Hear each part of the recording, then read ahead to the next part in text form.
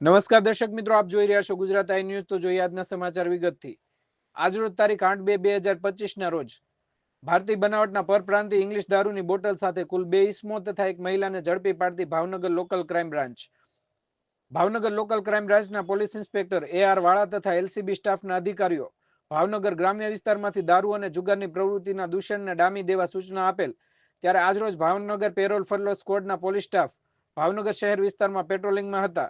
તે દરમિયાન આડોડિયાવાસ દીપક ચોકમાં જાહેર રોડ પર 2 ઇસમો તેમજ એક મહિલાના હાથમાં અલગ કલરના નાના મોટા પ્લાસ્ટિકના થેલામાં કંઈક શંકાસ્પદ હાલતમાં ઊભા હોય તેમની તલાશી લેતા તેમની પાસેથી ગેરકાયદેસર ભારતીય બનાવટનો ઇંગ્લિશ દારૂની બોટલ મળી આવેલ।